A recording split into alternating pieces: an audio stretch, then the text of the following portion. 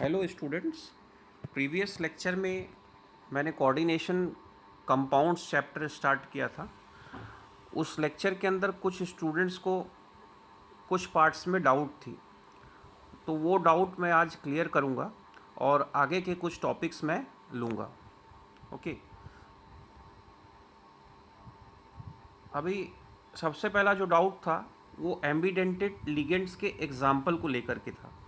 Last time मैंने कहा था कि ये जो एग्जाम्पल नंबर 2 है वो थोड़ा सा रॉन्गली रिप्रेजेंट किया हुआ है, बाकी डेफिनेशन तो सेम है। What is ambidentate ligand?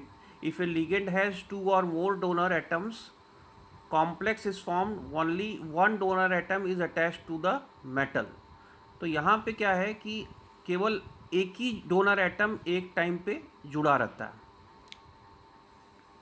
और दूसरा जो क्वेश्चन था वो ये था, इसके अंदर जो येलो कॉम्प्लेक्स दिख रहा है और रेड कॉम्प्लेक्स दिख रहा है, दोनों में ये खाली कंपाउंड का कलर बताया हुआ है। इससे कंफ्यूज मत होइए, ये कोई चीज़ नहीं है, इसको आपको समझने की ज़रूरत नहीं है। ठीक है, तो अभी जो एग्ज़ाम्पल मैं आप लोग को सॉरी बता रहा हूँ, जिससे आपका जो डाउट है वो क्लियर हो जाएगा, वो ये है कि यहाँ पे आप लोग देख सकते हो कि नाइट्राइटो N लिखा हुआ है और दूसरी तरफ नाइट्राइटो O लिखा हुआ है। तो you can C over here, ये जो M यहाँ पे लिखा हुआ है ये मेटल है, ओके, और NO2 इज ए लिगेंड। अब यहाँ पे देखो जो लिगेंड है वो नाइट्रो है, यहाँ पे भी, जिसको हम लोग नेमिंग के टाइम पे नाइट्राइटो बोलते हैं। जब नेमिंग करोगे आप, नेमिंग ऑफ कॉम्प्लेक्स और कोऑर्डिनेशन कंपाउंड्स जब आप सीखोगे तब आपको समझ में आएगा कि हम लोग सॉरी नाइट्रो को नाइट्राइटो क्यों कहते हैं। लेकिन फिलहाल आप लोग ये समझो कि ये एक लिगेंड है नाइट्रो, इसको एम्बीडेंटेड लिगेंड के एग्जाम्पल में क्यों आता है? क्योंकि ये मेटल के साथ दो तरीके से जुड़ सकता है nitro. Either this nitrogen can get connect to the metal, nitrogen is a donor atom, or oxygen can be a donor atom. आप देख सकते हो ये जो नाइट्रो पूरा मॉलिक्यूल है ये दो जगह से जुड़ सकता है। ये नाइट्रोजन से मेटल को डोनेट कर सकता है, या ये वाला जो ऑक्सीजन जिसके ऊपर सिंगल बॉन्ड है और जिसके ऊपर पेयर ऑफ इलेक्ट्रॉन्स रहते हैं, हालांकि इसके ऊपर पेयर ऑफ इलेक्ट्रॉन्स यहाँ पे नहीं डिपिक्ट किया हुआ है, बट एट ए टाइम कोई भी एक डोनर एटम ही रोल प्ले कर सकता है, दोनों साथ में नहीं दे सकते हैं। जैसा कि आपने बाइडेंटेट के एग्जाम्पल में देखा था कि बाइडेंटेट में एट ए टाइम दो डोनर एटम एक साथ में दे सकते हैं, लेकिन यहाँ पे एट ए टाइम कोई भी एक ही एटम जो लिगेंड मॉलिक्यूल का है वो डोनेट कर सकता है। सो इसीलिए इसका जो नाम है एम्बीडेंटेड लिगेंड है। Ambidentate ligand is that ligand in which any one atom can play a role of donor atom at a time. Clear? अभी देखो यहाँ पे जैसे इसका लिखा हुआ है नाइट्राइटो N, तो ये तो नेमिंग का पार्ट है, इसमें आपको अभी समझने की ज़रूरत नहीं है। यहाँ पे नाइट्राइटो N इसलिए लिखा हुआ है क्यों, नाइट्रो पार्ट का जो होल लिगेंड मॉलिक्यूल है उसमें से केवल नाइट्रोजन जो है वो डोनेट कर रहा है। ठीक है, और ये दूसरा एग्जाम्पल देख रहे हो जहाँ पे केवल ऑक्सीजन जो है वो डोनर एटम है, यहाँ पे नाइट्रोजन डोनर एटम नहीं है। तो इसको हम लोग इस लिगेंड को बोलते हैं नाइट्राइटो O और इस लिगेंड को बोलते हैं नाइट्राइटो N, अगर नाइट्रोजन से जुड़ा हुआ है। क्लियर? इसी तरीके से आपको मैं सेकंड एग्जांपल एक और बता रहा हूँ। इस सेकंड एग्जांपल में आप देखिए कि यहाँ पे एक एग्जांपल है जिसको हम लोग थायोसाइनाइड बोलते हैं। तो थायोसाइनाइड जो है वो एक लिगेंड होता है। तो ये लिगेंड अगर किसी भी सेंट्रल मेटल एटम से जुड़ता है कोऑर्डिनेशन कंपाउंड में, तो यहाँ पे दो चीज़ें हैं, एक साइनाइड है, एक सल्फर है। तो सल्फर को हम लोग थायो बोलते हैं। तो एट ए टाइम ये एम्बीडेंटेड लिगेंड है, तो या तो सल्फर डोनर होगा या तो यहाँ पे देखो ये साइनाइड डोनर होगा। तो एट ए टाइम कोई भी एक ही डोनर हो सकता है, साथ में डोनेट नहीं कर सकते हैं। That's why they are called as a ambidentate ligand. Clear? अभी देखो यहाँ पे सल्फर जो है वो अगर डोनेट करता है तो हम लोग बोलते हैं थायोसाइनेटो, और अगर साइनाइड पार्ट डोनेट करता है अपना पेयर ऑफ इलेक्ट्रॉन तो हम लोग बोलते हैं आइसोथायोसाइनेटो। तो it is clear that if in a ligand the one which is donating is attached, that is ambidentate ligand.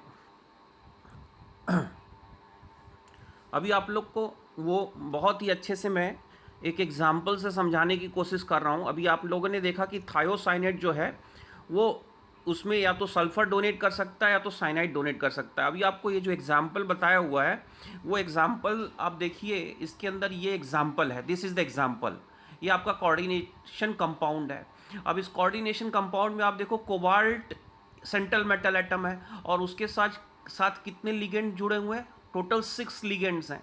6 में से 5 ligands are ammonia and 1 ligand is thiocyanide.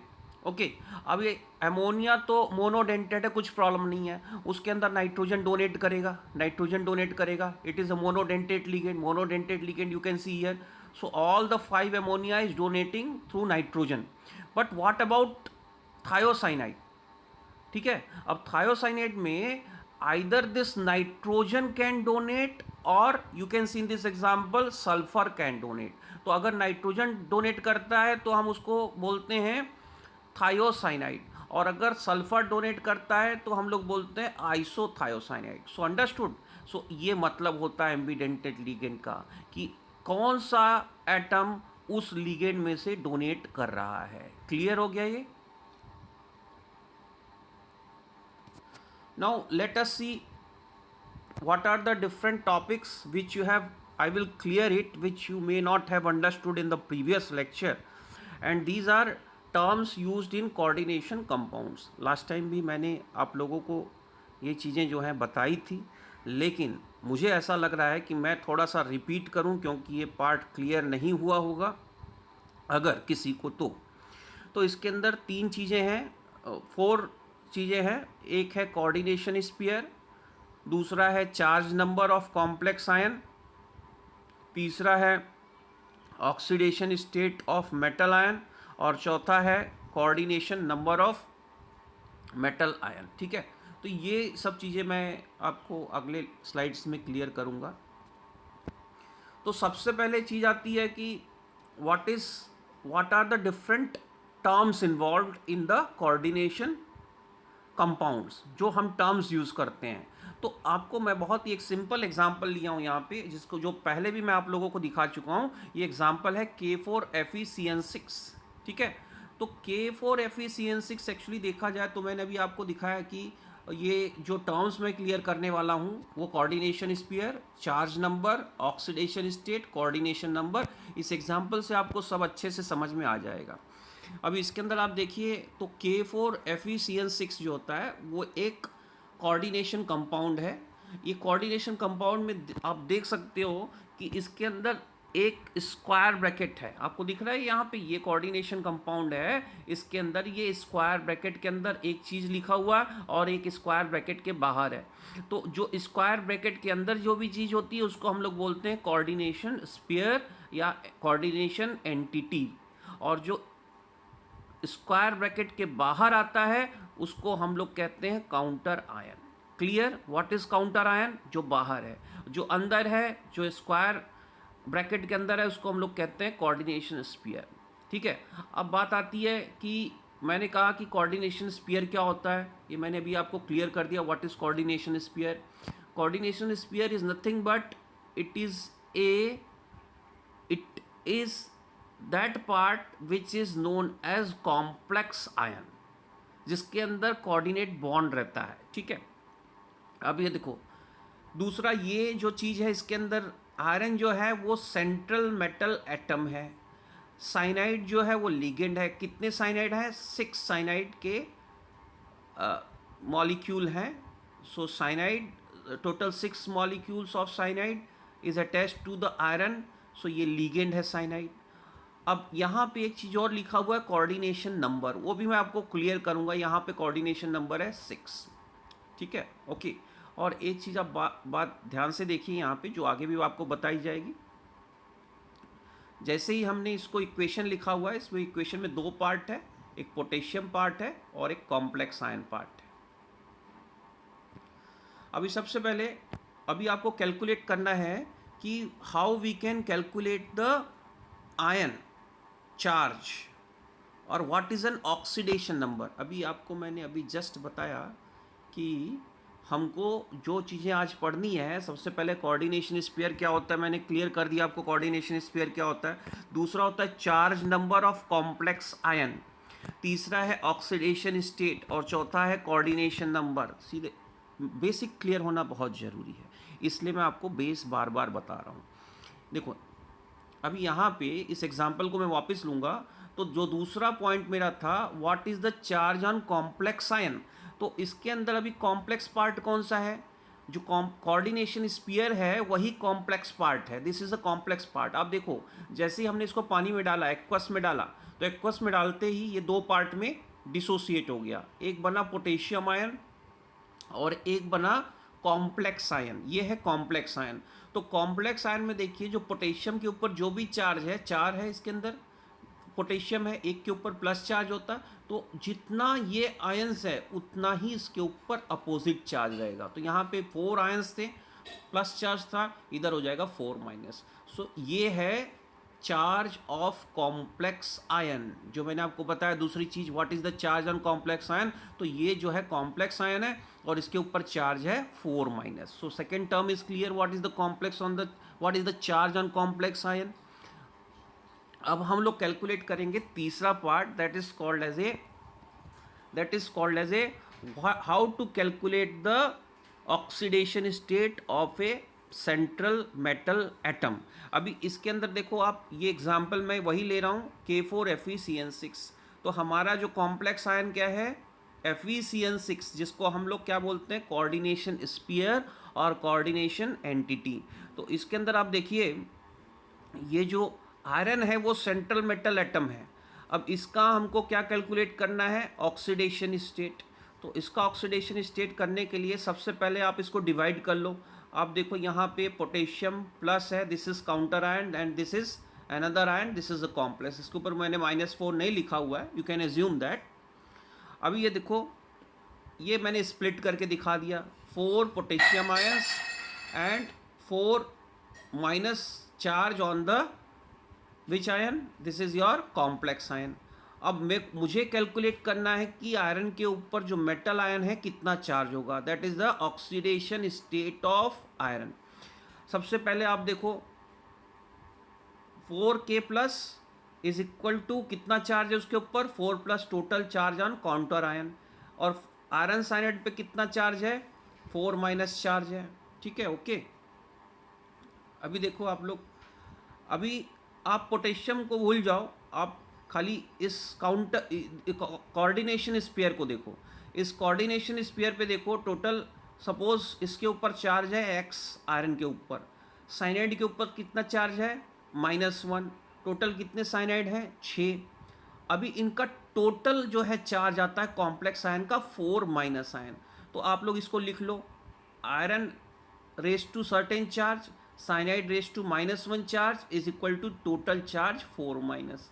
अभी आप कन्वर्ट करो, ऊपर की चीज़ें ले लो जो भी है, x, this is x, this is minus, because here it is 6 minus charge, so we have written x minus 6 is equal to -4।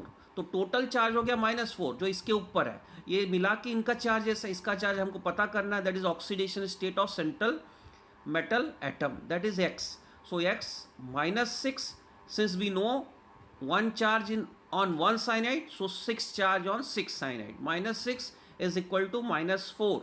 So x is equal to 6 minus 4, which is equal to 2. So it is clear. So what is the charge which comes on the central metal ion, that is 2. That is the oxidation number और oxidation state of central metal atom. तो ये clear हो गया आप लोगों को। अभी next part आता है coordination number in monodentate coordination compound. So see here,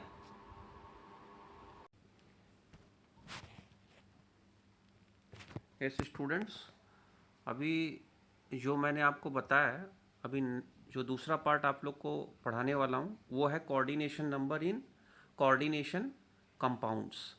तो कोऑर्डिनेशन कंपाउंड्स में जो कोऑर्डिनेशन नंबर होता है वो सेंट्रल आयन के आसपास ही रहता है। अभी सेंट्रल आयन आप देख रहे हो कि ये जो है सेंट्रल आयन है, तो इसके साथ में कितने सारे लिगेंड्स जुड़े हुए हैं। अभी ये जो लिगेंड्स जुड़े हुए हैं इसके अंदर, एक तो क्लोरीन है, दूसरा एमोनिया है। क्लोरीन के कितने मॉलिक्यूल हैं? 2 मॉलिक्यूल्स। एमोनिया के कितने मॉलिक्यूल हैं? 4 मॉलिक्यूल। तो इसका कोऑर्डिनेशन नंबर हो गया 6। You can see what is the coordination number 6। तो यहाँ पे हमको काउंटर आयन से कुछ लेना देना नहीं है। ये जितने भी मॉलिक्यूल्स लिगेंड्स के फॉर्म में कोबाल्ट के साथ जुड़े हुए हैं, वही उसका कोऑर्डिनेशन नंबर होता है, ठीक है। लेकिन अभी मैंने यहाँ पे जो हेडिंग डाला आप लोग देख सकते हो, ये हेडिंग है coordination number in monodentate coordination compound. तो मोनोडेंटेट का मतलब हो गया कि अभी आपको बताया था मोनोडेंटेट क्या होता है, बाइडेंटेट क्या होता है, पॉलीडेंटेट क्या होता है। अगर एक ही जगह से जुड़ा हुआ है तो लिगेंड, तो उसको बोलते, एक ही डोनर एटम है तो उसको बोलते हैं मोनोडेंटेट। 2 डोनर एटम है तो उसको हम लोग बोलते हैं बाइडेंटेट। 3 है तो ट्राइडेंटेट। इसी तरीके से 6 है तो हेक्साडेंटेट। तो ये जो एग्जाम्पल मैं आपको बता रहा हूँ, it is only for monodentate. तो अगर मान लो जैसे कि क्लोरीन मोनोडेंटेट होता है, अमोनिया में भी मोनोडेंटेट होता है क्योंकि उसमें नाइट्रोजन डोनेट करता है। तो जब मोनोडेंटेट है तो आपको ज़्यादा प्रॉब्लम नहीं आएगा कोऑर्डिनेशन नंबर बताने में। डायरेक्टली आप देख लो कितने मॉलिक्यूल्स यहाँ पे अटैच हैं। फॉर एग्जांपल यहाँ पे 6 मॉलिक्यूल्स हैं, इसलिए इसका कोऑर्डिनेशन नंबर हो गया 6। 2 क्लोरीन के, 2 अमोनिया के। अब मैं दूसरा एग्जाम्पल ले रहा हूँ। उस दूसरे एग्जाम्पल में आप देख सकते हैं कि यहाँ पे this is a bidentate ligands. तो बायडेंटेट लिगेंड्स में कितना होता है? उसमें 2 पॉइंट ऑफ अटैचमेंट होते हैं। इस एग्जाम्पल में जो मैं पर्टिकुलर एग्जाम्पल यहाँ पे लिया हूँ, ये एग्जाम्पल है इथेन 2 डायअमाइन। ये पूरा जो आपका कॉम्प्लेक्स आयन है या कोऑर्डिनेशन कंपाउंड है वो ये है, nickel and di ethylene diamine. तो इसके अंदर ये लिगेंड है जो EN करके लिखा है, वो इसी को शॉर्ट फॉर्म में लिखा है। ये देखो आपको इथेन 1,2 डायमाइन, उसको हम लोग शॉर्ट में क्या लिखते हैं? EN, या फिर इथिलीन डायमाइन बोलो या ethane 1,2 diamine. In short it is written as EN। तो ये एग्जाम्पल मैं आप लोग को बता रहा हूँ कि अगर आपका लिगेंड मोनोडेंटेट के बजाय बायडेंटेट या पॉलीडेंटेट होगा तो हम उसको कैसे कोऑर्डिनेशन नंबर फाइंड आउट करेंगे। तो यहाँ पे देखो ये टोटल आपका कंपाउंड है। कंपाउंड यहाँ पे ऐसे बताया, यहाँ पे स्ट्रक्चर फॉर्म में बताया हुआ है। तो इस स्ट्रक्चर में देखो आपको सेंट्रल एटम है निकेल। निकेल के साथ कितने लिगेंड्स जुड़े हुए हैं? 3। एक ये है, दूसरा ये है और तीसरा ये है। ये तीनों लिगेंड में आप देखो तो इसके हिसाब से कोऑर्डिनेशन नंबर कितना होना चाहिए? 3। but it is not 3, it is 6. Why 6? You can see here 3 multiplied by bidentate.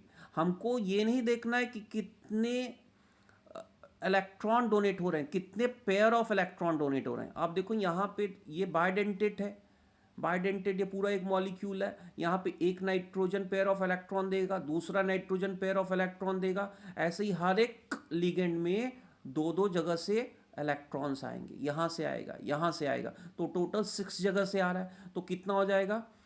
3 आपके लिगेंड्स हो गए। हर एक लिगेंड्स कितना इलेक्ट्रॉन दे रहा है? 2। तो 3 multiplied by 2 is equal to 6। So there are how many pair of electrons are donated? 6 pair. Understood? Because so this is has got a coordination number 6। क्योंकि bidentate है तो एक को पकड़ो 2, दूसरे को पकड़ो 2, तीसरे को पकड़ो 2, तो हर एक अगर 2-2 पेयर ऑफ इलेक्ट्रॉन दे रहा है, टोटल कितना पेयर ऑफ इलेक्ट्रॉन गया? 6। So in this example coordination number is 6।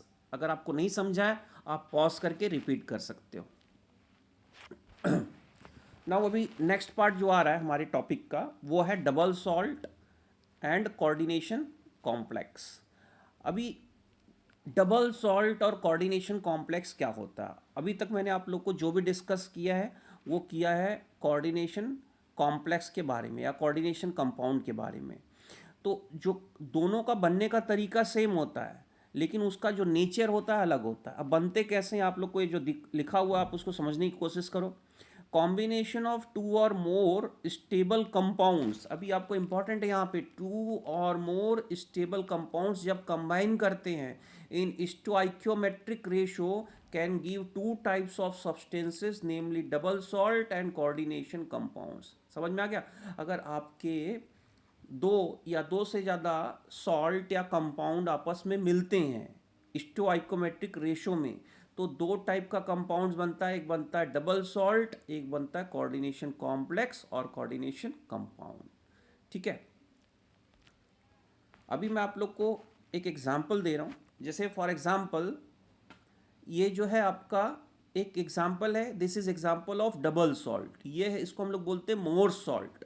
More salt होता है, उसको हम लोग डबल सॉल्ट का एग्जांपल है। तो जैसा इसका डेफिनेशन था, डेफिनेशन अभी आपने देखा होगा कि ये जो बनता है दो या दो से ज़्यादा कंपाउंड से बनता है।